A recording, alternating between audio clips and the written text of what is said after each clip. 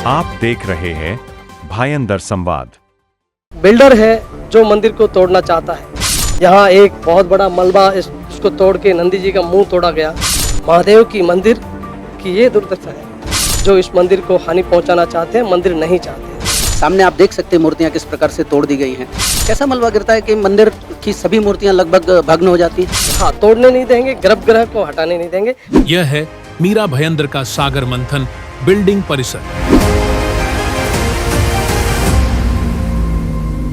जहां 3 दशक पुराना मंदिर अब संकट में है। मंदिर को नुकसान पहुंचाने और मूर्तियों को खंडित करने की घटना सामने आई है। इस घटना ने न सिर्फ श्रद्धालुओं को झकझोर दिया है, बल्कि लोगों की गहरी धार्मिक भावनाओं को भी आहत किया है। लोगों का कहना है कि यह मंदिर केवल पूजा का स्थल नहीं, बल्कि उनकी पहचान, भक्ति और आस्था का केंद्र है। लेकिन आरोप है कि बिल्डर अपने व्यावसायिक हितों के लिए मंदिर को हटाना चाहता है और इस कड़ी में भगवान के साथ भी व्यापार करने से नहीं चूका। हिंदू संगठनों ने भी साफ कर दिया है कि किसी भी कीमत पर इस मंदिर को नुकसान नहीं पहुंचने दिया जाएगा। तोड़ने नहीं देंगे, गर्भगृह को हटाने नहीं देंगे, वो इधर ही रहेगा। मंदिर की परिधि बिल्डर ने जैसे फ्लैट वालों को जब परिधि बढ़ा के दी होगी, उसी परिधि में मंदिर का परिसर भी बढ़ा के दे दे। और मैं इसी मंदिर के माध्यम से इधर बैठ के बोलता हूँ कि ये मंदिर बनेगा और यहाँ हिंदू लोग आएंगे। यदि किसी को भागना है तो दूसरे लोग भागें, और मैं यहाँ किसी को भागने दूंगा नहीं। मैं आपको विश्वास के साथ कहता हूँ। उनका कहना है कि आस्था के साथ खिलवाड़ अब और बर्दाश्त नहीं किया जाएगा।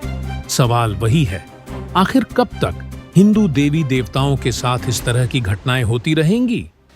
नमस्कार, मेरा नाम है साक्षी सेमवाल और आप देख रहे हैं भायंदर संवाद। इस वक्त मैं मौजूद हूँ सागर मंथन बिल्डिंग नया नगर में, जहाँ पे मंदिर को क्षति पहुंचाने की और प्राण प्रतिष्ठा की जो मूर्तियां हैं उनको खंडित करने की घटना जो है सामने आई है। आपको बताते हैं, ये वाली बिल्डिंग जो है वो रीडेवलपमेंट लग गई थी, जिसके चलते हिंदू संगठन के जो लोग हैं उन्होंने प्रशासन से और बिल्डर से ये अपील की थी कि मंदिर को जो है कोई नुकसान नहीं होना चाहिए। इसी के चलते हिंदू संगठन से जुड़े हरीश जांगड़ जी हमारे साथ बात के लिए मौजूद है। जानते हैं उनसे क्या कुछ पूरा मामला रहा है। देखिए, यहाँ रविवार के दिन मैं यहाँ आया, उससे पहले भी 2-4 बार पहले आके मैंने इनसे निवेदन किया था कि आप ये जगह जो है मंदिर आने जाने का एक बार रास्ता खाली कर दीजिए, लोग मंदिर आए।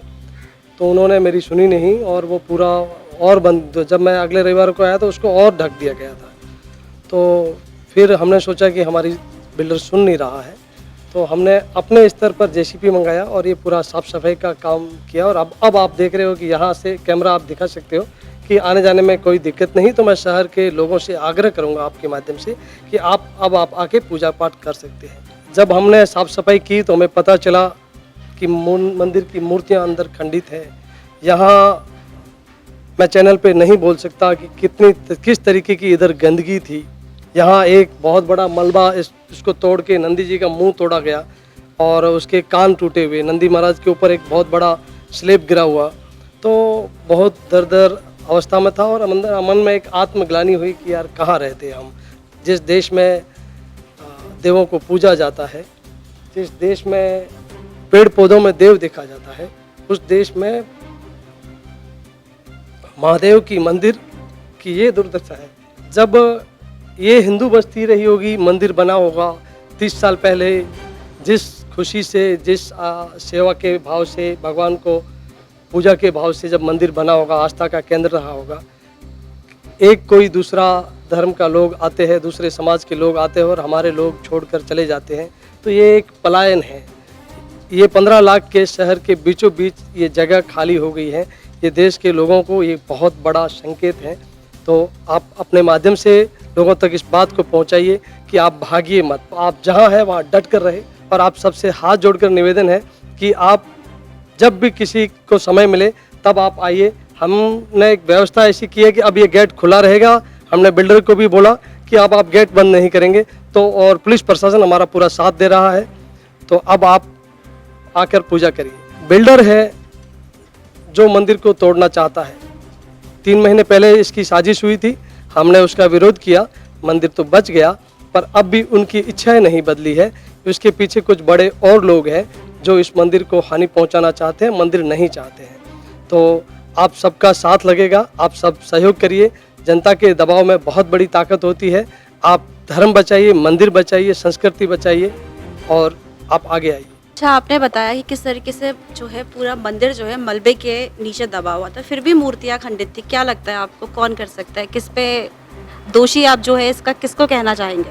मैं व्यक्तिगत किसी को तो नहीं बोल सकता, क्योंकि ये बिल्डर के अंडर में है, तो जवाबदारी सीधी सीधी उसकी बनती है। लेकिन जिस तरीके से आप बता रहे हैं कि मलबे के नीचे मंदिर जो दबा हुआ था, मूर्तियां जो खंडित थी, उसके बाद कब आपको जानकारी कब मिली इस पूरे मामले की कि इस तरीके से जो है यहाँ पे चीजें चल रही हैं? हमको शंका थी कि जब हमने अगली बार जब पुलिस स्टेशन में बैठे थे, प्रशासन तो हमारा सहयोग कर ही रहा था कुछ, तो हमने बोला कि मंदिर नहीं टूटने देगा। तब वो कुछ और बातें बोल रहे थे कि हम मंदिर शिफ्ट कर देंगे, फलाना ठिकाना बहुत सारा, आपको नया बना के देंगे। तो मंदिर कभी शिफ्ट होता नहीं, फर्नीचर नहीं है कि आप शिफ्ट कर दोगे। हाँ, तोड़ने नहीं देंगे, गर्भगृह को हटाने नहीं देंगे, वो इधर ही रहेगा। मंदिर की परिधि बिल्डर ने जैसे फ्लैट वालों को जब परिधि बढ़ा के दी होगी, उसी परिधि में मंदिर का परिसर भी बढ़ा के दे दे।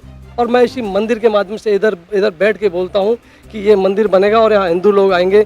यदि किसी को भागना है तो दूसरे लोग भागें, और मैं यहाँ किसी को भागने दूंगा नहीं, मैं आपको विश्वास के साथ कहता हूँ। सर, शुरू से लेकर आखिरी तक जो है आपने यहाँ पे मंदिर का प्राण प्रतिष्ठा के जो कार्यक्रम है इसमें पूरे बढ़ चढ़ के जो आपने हिस्सा लिया है, क्या कहना चाहेंगे आखिरी में उन लोगों से?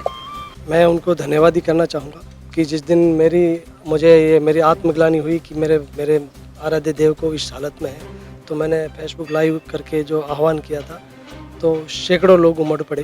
मैं उन सबका धन्यवाद करता हूँ। और कई लोगों ने बोला कि किसी भी वस्तु की आपको कमी पड़े तो हम आपके साथ खड़े हैं, तो सैकड़ों लोग साथ हैं।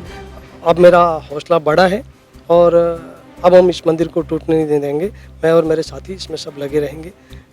जी, मैं यही पूछना चाहूँगी, किस तरीके से लोगों का जो सहयोग है वो आपको मिला है? किसी ने कहा कि कुछ धन की आपको आवश्यकता हो तो हम कर देंगे, और किसी ने बोला कि हम आते हैं, आप किसी को कुछ धमकियाँ भी ऐसा कुछ तो मुझे बताना, मैं आपके साथ खड़ा रहूँगा। तो बहुत सारे लोगों का सपोर्ट है, बहुत लोग अंदर से साथ में हैं, कोई खुलकर लोग साथ में आ रहे हैं। जिस दिन महाआरती थी तो आप देखेंगे वहाँ तक पूरी संख्या भरी थी, तो बहुत सैकड़ों लोग साथ में। और भगवान के लिए, ईश्वर के लिए सब साथ है, पूरा शहर साथ है। कहीं न कहीं लोग व्यस्त हो सकते हैं पर सब साथ है मन से। हिंदू संगठन से जुड़े और लोगों से भी बात करते हैं और जानते हैं कि उनका क्या कहना है। सर, सबसे पहले तो आप अपना नाम बताइए, आपका नाम और किस संस्था से जो है आप जुड़े हैं? मेरा नाम सुशील त्रिपाठी है और हम लोग सामाजिक कार्यकर्ता है, अलग अलग संस्थाओं में जुड़ करके काम करते रहते हैं। वैसे मैं और हरीश जी हम राष्ट्र चेतना मंच इस नाम से मेरा भाईंदर के अंदर अलग अलग विषयों को उठाते रहते समय समय पर, और सनातन और राष्ट्रहित के सभी विषय उठाने का हमारी संस्था ने एक अपने आप में बीड़ा उठा रखा है। सर, जिस तरीके से मंदिर को जो है हानि पहुंचाई गई है, आपको क्या लगता है ये कोई साजिश है? देखिए, साजिश के पीछे कोई हेतु होता है। साजिश यानी किसी न किसी स्वार्थ के कारण साजिश बन जाती है। साजिश कुछ ऐसी नहीं होती कि अनावश्यक रूप से जा करके कोई मुस्लिम आक्रांताओं का, मुगल आक्रांताओं का समय नहीं है कि वो धर्म मिटाने का, ये वो स्थिति आज के समय भारतवर्ष के अंदर तो नहीं है, और मेरा भाईंदर के अंदर भी नहीं, जब तक डेमोग्राफिकली उस तरीके का चेंज नहीं आ रहा है। जैसे धुबरी का आपने अभी सुना, दिखते ही गोली मार देने का आदेश मुख्यमंत्री का, तो मैं उसको साजिश नहीं कहूँगा, लेकिन साजिश जब होती है तो किसी न किसी स्वार्थ के कारण से व्यक्ति अपना स्वार्थ को जब बड़ा कर लेता है तो ऑटोमेटिकली वो साजिशें करने लगता है। तो मैं इसको साजिश है इस कारण से करके नहीं करूँगा, लेकिन कहीं ना कहीं इसमें साजिश तो शामिल है ना। मंदिर को हटाने का हेतु तो बिल्कुल एकदम स्पष्ट है, सामने आप देख सकते हैं मूर्तियाँ किस प्रकार से तोड़ दी गई हैं। हर एक मतलब मुझे लगता है कोई भी देवी देवता को छोड़ा नहीं गया। तो ऐसा कितना भी आप मलबा गिरा रहे हो, मलबा गिराने का भी एक सिस्टम है ना, एक कानून है ना, उस तरीके से मलबा गिरना चाहिए। कैसा मलबा गिरता है कि मंदिर की सभी मूर्तियाँ लगभग भग्न हो जाती हैं? कैसे मलबा गिरता है कि मंदिर के मतलब जिससे मंदिर और मंदिर का दरवाज़ा बंद कर दिया जाता है, मंदिर में लोगों को आने रास्ता पूरा बंद था। ये सब कैसे होता है? ये सब साजिश धीरे धीरे अपने आप साजिश बड़ी होती जाती है। कहीं ना कहीं हम बोल सकते हैं इसमें जो बिल्डर है उसका भी जो है इन्वॉल्वमेंट है, और जो प्रशासन भी है, क्योंकि बिना प्रशासन की मदद से इस तरीके से मुझे नहीं लगता कि गेट को जैसे आप बता रहे हैं बंद कर देना, अंदर आने के लिए नहीं देना, मंदिरों में मूर्तियां जो इस तरीके से खंडित मिल रही हैं, तो कहीं ना कहीं जो है दोनों की, प्रशासन की भी और बिल्डर की भी इसमें जो है साझेदारी होगी। देखिए, कोई भी काम बिना साझेदारी के तो नहीं होता है। मैं इसमें किसी एक को इशारा करके या किसी एक को मैं टारगेट नहीं करता हूँ, लेकिन मैंने आपको कहा ना कि जैसे साजिशें करी नहीं जाती लेकिन हो जाती है स्वार्थ जब बड़ा होता है। तो स्वार्थ बड़ा है ये बात तो तय है। अब उसके अंदर उसको आप जो भी कहिए, मिली भगत कहिए, साजिश कहिए, लेकिन कहीं ना कहीं समस्या खड़ी करने का प्रयास तो किया गया। अगर हमारे साथी कार्यकर्ताओं ने अगर उस दिन इस प्रकार से मोर्चा नहीं लिया होता तो क्या आपको लगता है कि सरलता से ऐसे रास्ता खोल के दिया जाता, सरलता से जिस प्रकार से हम आप यहाँ से बाहर से मंदिर देख पा रहे हैं वो सब हुआ, इस प्रकार से ऐसा हो सकता था क्या? संभव नहीं था। तो देखा आपने किस तरीके से लोग जो है वो भगवान का व्यापार करने के लिए भी नहीं हिचकिचाते हैं, जिसके चलते पूरी जो अशांति है, जो तनावपूर्वक माहौल है वो उत्पन्न होता है, जिसके चलते खामियाजा आमजन को होता है। मेरा भाईंदर की तमाम ऐसी छोटी बड़ी खबरों के लिए देखते रहे भाईंदर संवाद।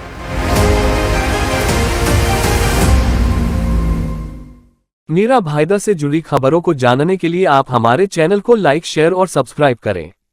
आप देख रहे हैं भायंदर संवाद।